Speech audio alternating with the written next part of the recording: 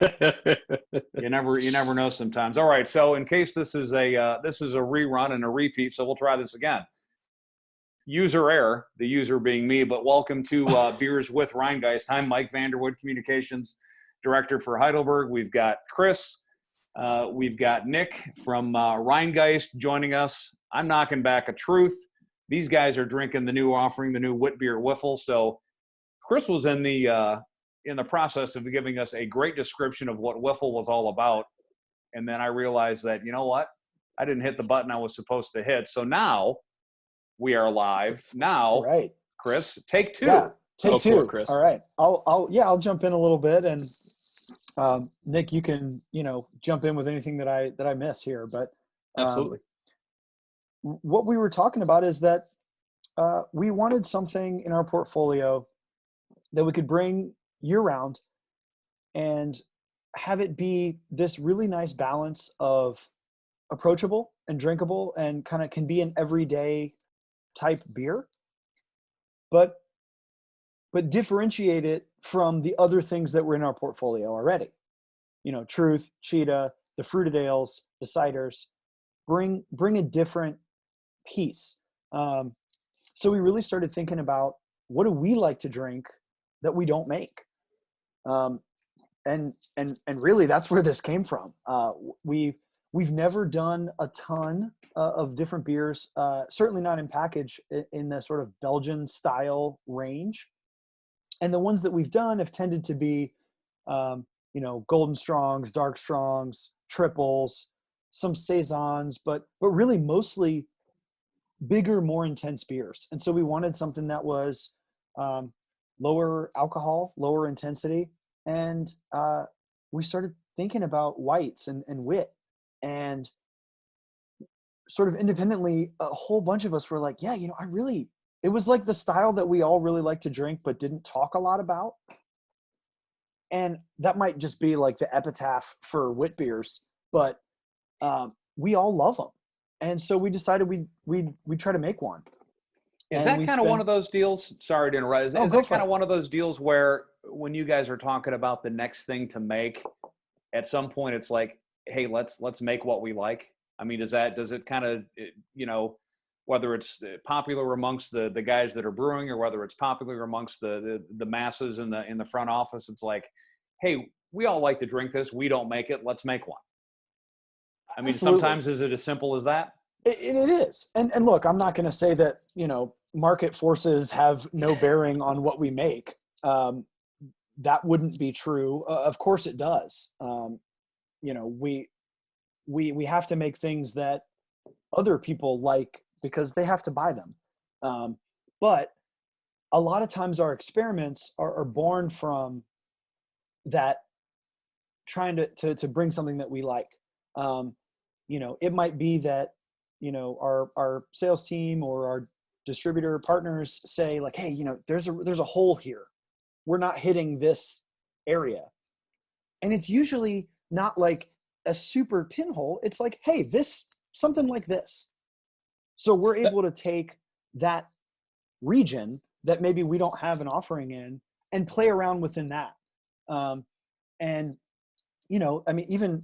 for Whiffle for example, it's both a pretty traditional wit beer and also has a lot of really modern sort of takes on it. So it's this nice blend of the brewers playing around and doing some kind of creative and new things, and also honoring sort of a classic style that we all really like. And as the sales guy on here, especially when we're looking at something like Whiffle that's going to go into our year-round lineup, there's certainly that aspects of, yeah, let's brew something that we like. But if it's going to be something offered from us year-round, we want to certainly do the research and look into what the prospects are from a sales standpoint. And that's also a little piece that we look at, and saw that wits are nearly 10% of the craft beer mix out there. So certainly an opportunity, and assuming that there's an audience for that style. But I think, as Chris was alluding to as well, is trying to put a modern stamp on it and angle on it, in a traditional Belgian style beer that's been around for quite some time. So that's, this obviously is not something where all of a sudden you guys decided, since this came out the end of February, you guys weren't sitting around at the office Christmas party and saying, hey, let's brew a wit beer. So give everybody a sense of what kind of timeline you're talking about from the time that somebody has the idea of, hey, let's brew this, to the fact that it's now in cans and in people's hands. What kind of a calendar? What kind of a calendar are we looking at as far as that goes? Absolutely, it's usually a minimum of I would say 8 months out to a year. Sometimes longer when you're talking about something like this that's going to go in the year round. And the ideations start, and what's the opportunities? What's the brand that we're going to probably retire from a year-round offering? So it starts a lot of times with that, and what do we want to replace? Where is there a hole in our portfolio or something that we're out there drinking and opportunities there, and then goes through a pretty substantial process of ideation and how we get there. I was fortunate enough at the time when we were kind of down this path many months ago. I happened to be at the brewery, got drug into a quality session, and Chris, I believe you were part of it as well, or at least in some form or fashion throughout the course of the day. But we had over 20 different styles of wits, whites, wheats available from across the country to utilize during our early. We'll do multiple test batches that Chris will probably allude to as well, but to kind of dial in what that flavor profile we were looking for from this beer, from over 20 different styles out there that are readily available, right? So Chris can probably shed some, kind of batch sizes and things along those lines, and the steps in the process from the brewing side. So I'll certainly let him add some color. Yeah, and that's where we're fortunate to have, as we've grown and expanded our footprint a little bit, we have Nick says that he just showed up. He brought several of those beers because that's, not all of these, there's some great beers that don't make it to Cincinnati. And so when we're developing something, we really want to try to take the best examples we can find, and those may be in other markets. Both large and small breweries, we really reach out to our team and say, okay, here's something we're thinking about. I don't even think it was dialed into wit beer at that point. It was just like anything that's sort of got some wheat, relatively approachable, not too intense. Enjoy it. Right, like, more citrus. Yeah, like than coriander. What are you enjoying? What do you like? Mm-hmm. And we just had people suggest things, and then it was a matter of, okay, let's try to track these down and bring them all in house for a few rounds of big tastings like that. So and that really guides, where the beer ends up. And that's before, before recipe is even made, before any of our, we have a 8-barrel pilot brew house before that. And then we're talking, multiple batches on the pilot system that are they pop up in the tap room. With a little bit goes out to other markets, gain some feedback on that. Yeah, eventually the first, I think the first 2 or 3 batches of this didn't go anywhere. I'm not even sure much of it went into the tap room. It was just because they were like, well, that's not really what we're going for.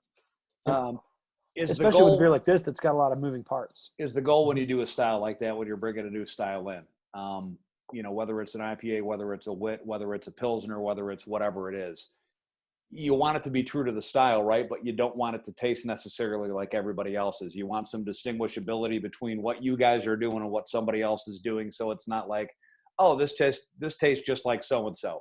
You want it to be its own distinct taste, its own distinct character, while still being true to what the overall style is, correct?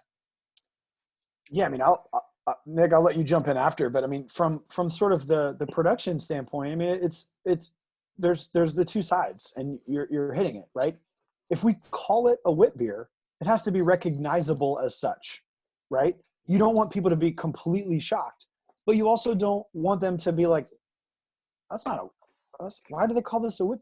So it's towing that line between managing expectations, but also providing something that's exciting. And, there's so much of a trend towards new. And we're choosing to do a European classic style. And I think that we've brought some new elements to it, but you're not gonna crack it open and be shocked that it's called wit beer. It still tastes like a wit beer, but it's our stamp, it's our version. Yeah, I think you hit the nail on the head, Chris. I mean, when I think of it in a perfect world, I think of put out a beer that a traditional wit beer drinker or those familiar with that style will enjoy and appreciate, but something that stretches a little bit beyond that, that brings in another consumer. And I think we kind of do that with this beer, it being, I think, a little bit more citrus forward than your typical wit beers. We're using orange peel, which is relatively typical of wit, but also some lemon peel, a little kiss of coriander, and mandarina Bavaria hops. So those aspects will add like a little bit more kind of, I would say, juiciness and fruit forward qualities to it.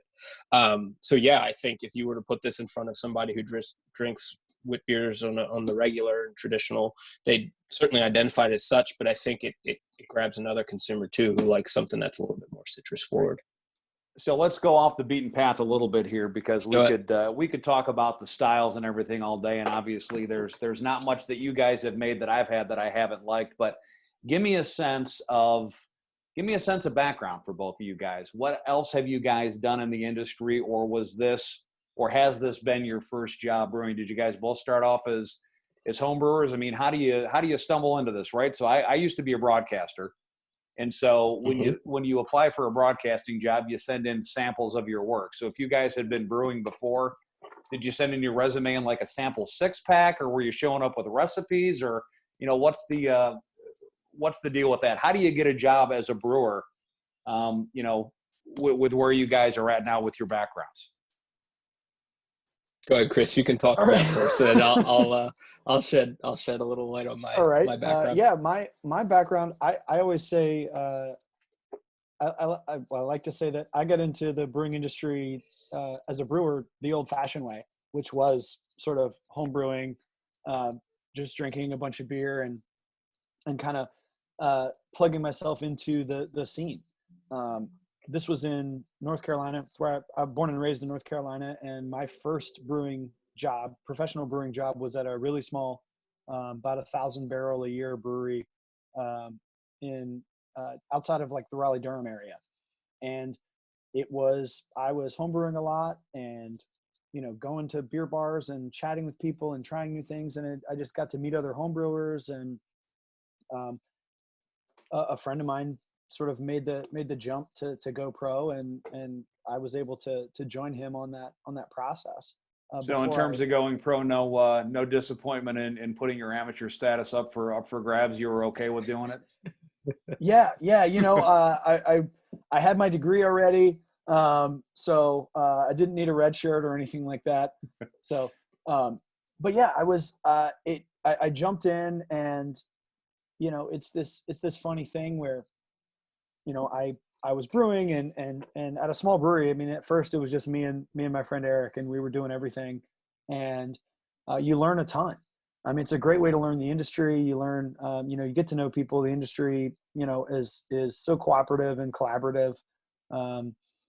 And it is funny that you say that, because we actually opened a small like homebrew shop as part of the brewery, and we did have people bring homebrew to work in the homebrew shop, because our philosophy was, anybody who's ever been into a homebrew shop and is a homebrewer knows that you walk in there and you ask them questions and you want their advice. And so our thought was, if we're going to let these people give advice sort of under the banner of our brewery, they better know what they're doing. And so we did have people bring homebrew to those interviews.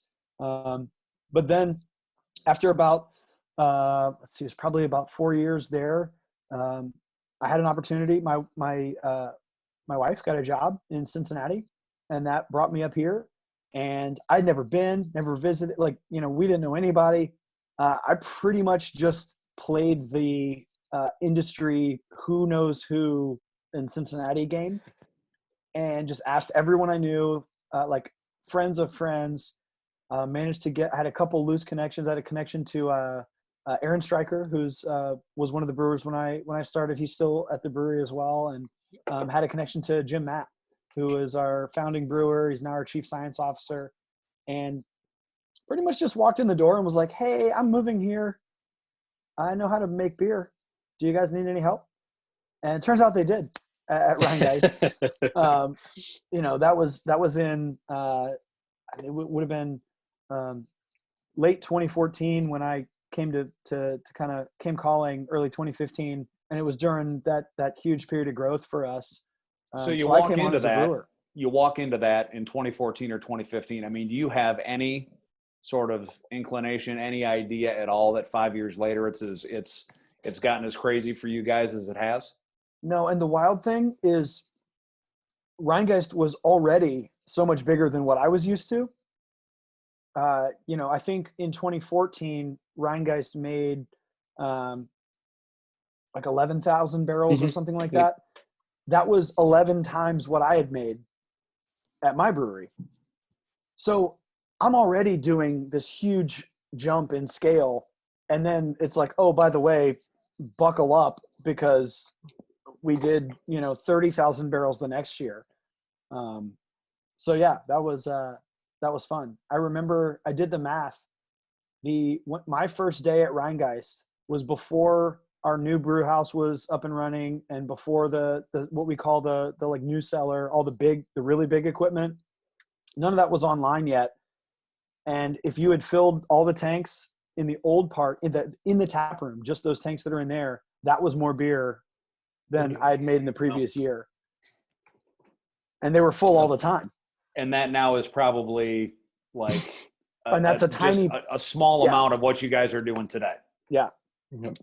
Absolutely. What about you, Nick? How'd you get involved? So I technically am not a brewer, but have a little. You play one. You play one on YouTube. Yep, you'll see this. There's Facebook? some similarities to Chris in my path, and some not so much. So my role right now at the brewery is on the sales side, responsible for our sales team who works with wholesalers. But my path and my start is somewhat similar to Chris's. So I get out of college. I was always the guy in school that, yep, I'm buying the 30 packs, the typical, but always had a 6-pack of something different, something fun, and would happily give it out to a buddy or two who had expressed interest, or I believe would be like, yeah, he's going to appreciate this. And it's not just, oh, that's a 7% it's not going in a funnel. alcohol beer. Right. Exactly. So get out of school. Go to school actually for sales and marketing, thus the sales background. But and now let me jump in. Where did each of you guys go to school? University of Delaware. Okay. Yeah, and I went to UNC Chapel Hill. Okay. Yeah. Did not go to school for brewing. Really missed the mark on that one. All right. So keep in mind. Yep. We're going to circle around and come back to, because the college of choice will be important coming up. But please continue. Yep. Absolutely. So get out of school and get a job in the financial industry and behind a desk. And I find myself early podcasts and live streams of brewing podcasts and get my hands on every single home brewing book, The Joy of Home Brewing, How to Brew, and just dive full into it, learning technical, learning process, whatever I possibly can in there. And then jump into all grain home brewing and just said, the heck with it. Let's go for it. Start brewing up my own batches. My girlfriend at the time, who's now my wife, happens to be working at the restaurant attached to a local brew pub. So I asked the local brewer there, like, hey, for free, can I just come in and volunteer my time? I've done it now a handful of times on the homebrew scale. Can I come in and learn on a larger scale, a 7-barrel system? So I'd just go in there and shovel grain and whatever I could do to add some value and also kind of pick his brain and learn in the process. This is now in 2009. You're talking about the tail end of the financial crisis and places where it wasn't a fun place to be. And I'm sitting there going, I don't know if I want to be stuck behind a desk for the rest of my life. So I'm from Delaware, which certainly is the backyard to Dogfish Head. So After some persistence, end up getting a job for Dogfish Head as local salesperson and work my way up through there. Fortunate enough to have some different opportunities along the way. Had met one of our Rhinegeist co-founders, Bryant Goulding, there, and we kept in touch. And as Rhinegeist continued to grow and look for some more sales folks, ended up joining on with Rhinegeist in the tail end of 2015. So after a 6.5-year stint at Dogfish, then been at Rhinegeist ever since, and helped work with the brewery. And to Chris's point, I think a month after I joined, we were tallying up 31,000 barrels, and we're fortunate enough to be over 100,000 barrels now.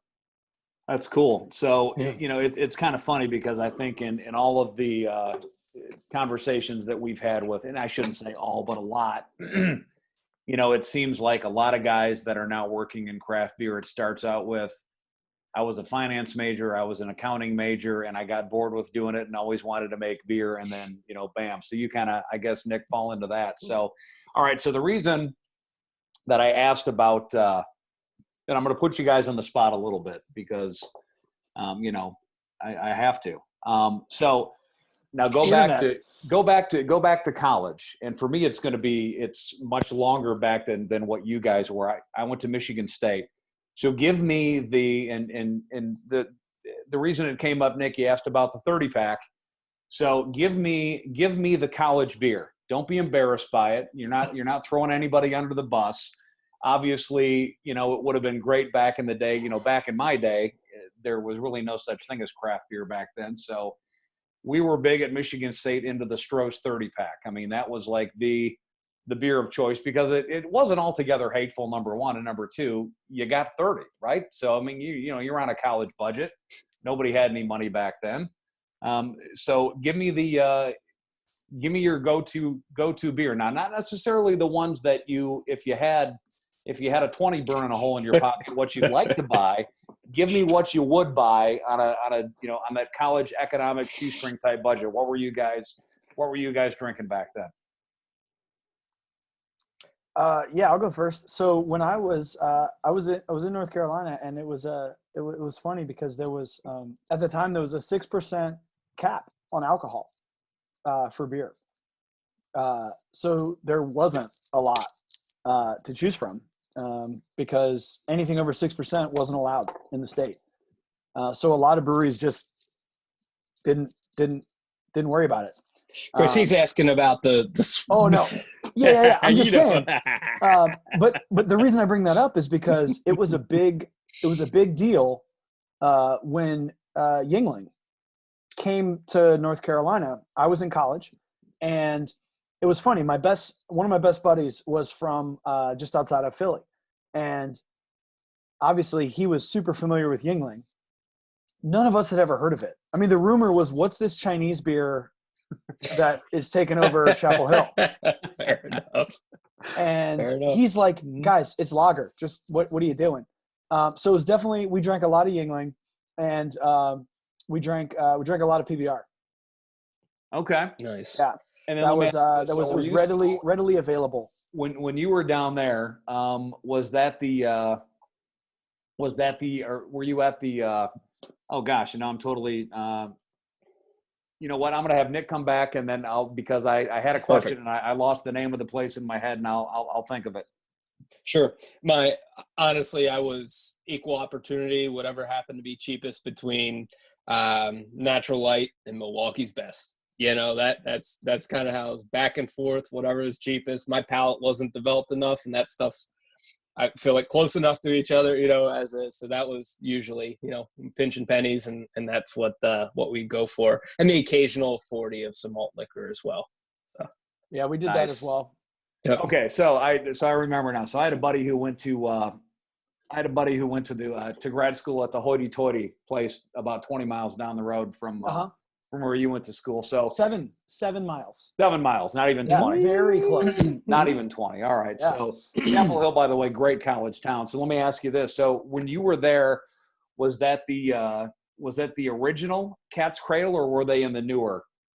It was the original one. So did you ever go to a show there? And if so, what was the best show that you saw at Cat's Cradle? Which, if you're not familiar, Cat's Cradle is that's kind of like the if you're a Cincinnati person, that's kind of like the Bogarts of Chapel Hill. Any bands that were worth their salt, if they played in North Carolina, came through Cat's Cradle. That's cool. Just like fantastic venue. Yeah. No, it was a great spot. I mean, it still is a great spot. Let's see, some of the best. It was really nice. There was, and I couldn't even tell you some of the names of them. There were some really awesome hip hop groups that would come through there. In the same way that Bogarts was really known for a lot of the sort of punk bands to come through. There was a lot of sort of unknown hip hop that came through Cat's Cradle, and I had a buddy who was really into all. It was one of those like you'd run into him and he'd be like, "We're going to Cradle tonight. We're going to go. It's $5. You could go see a concert for $5." And but one of the best shows I saw there was the Old 97s. I don't know if anyone knows them. Oh yeah, they're great. Red Miller that was a good time. They're fantastic. Yeah. All right, so Nick, not to get too political here and get too charged up, but if you spent time in Delaware, give me your best Joe Biden story. You had to run into Joe Biden at some point, right? Like going to Dunkin' Donuts, getting coffee, you turn around, bam, you're bumping into. Is this like there's only Biden. Like 12 people in Delaware? So obviously, that's what I'm thinking. Well, surprisingly, I haven't necessarily crossed paths with him, but I do know one of his favorite spots is a place called Charcoal Pit, and it's a hamburger and ice cream institution around here, and absolutely loves it. But yes, Delaware is synonymous. All right, with Chris. Joe Biden. So again, so you're saying there's only 12 people in Delaware. I'll put you on the spot with this. So other than Dover and other than Wilmington, yep. Name 2 other cities in Delaware. You asking me? Yeah. Well, you got Milton and Rehoboth Beach. Those are dogfish. Dogfish locations. All right, so you got me there. So you can't forget about the beaches. I swear, it's some of the best beaches along the East Coast. And I'm not doubting that. Trust me, man. Any place you're on water, any place you're on water is a great place. But nobody, unless you live in Delaware, you can't name 10 cities in Delaware. Oh no, without a doubt. I mean, what you do is you grab 10 cities from another state, and in all likelihood, you'll probably hit on a few. Like, there's probably an Athens. They're reused quite frequently. Yep. So, well, but the University of Delaware, we cranked out some decent folks. You got Joe Flacco, so Rich Gannon. Was Flacco there when you were there? He was. He already gone? No, he was there. Okay. He was there. Yep. For I guess it would have been for a year or so crossover. Yep. So maybe then other than Dogfish Head and maybe the Discover Financial people, Joe Flacco, Delaware's best known export. Yeah, right. Yep. Rich Gannon for old school football. He was a Blue Hen as well. Coach of the Bears. Now, do you ever get any grief if you're wearing any of the fighting Blue Hen gear in Cincinnati? Those helmets look awfully familiar to that place up the road a bit that nobody likes to talk about. Do you get any heat for that? No, but for whatever reason, I think growing up in Delaware with those helmets, I am a Michigan fan. I know. And my best friend is an Ohio State fan. And we try to make a point to get to as many of those games as possible. So we have a good time and getting together and doing that. Well, for sure. He may have he's probably having a better time than you because you guys never seem to win that game. Hey, you got no argument from which I enjoy being a Michigan State fan. I mean, we can't beat either of them, so at least Michigan loses, so that's good. Absolutely. So hey guys, let's raise one up one more time. The inaugural version of Beers With. We got off to a little bit of a shaky start, which I kind of expected as much. But hey, appreciate your time. Appreciate you taking some time out to talk a little shop with us, and keep doing what you guys are doing, man. We love the heck out of this stuff. It's good stuff. So keep up the good work. Cheers. Cheers. Appreciate it, fellas. Cheers. Thanks. Yep. Be safe. All right, we'll wrap up this inaugural edition. You guys can come back and check us out on Facebook at any time, and go visit our friends at Rhinegeist on their social media channels or Rhinegeist.com and keep buying the stuff, and they'll keep making it. Thanks again, guys. Cheers, Mike. Thanks a lot. Appreciate it. Take care.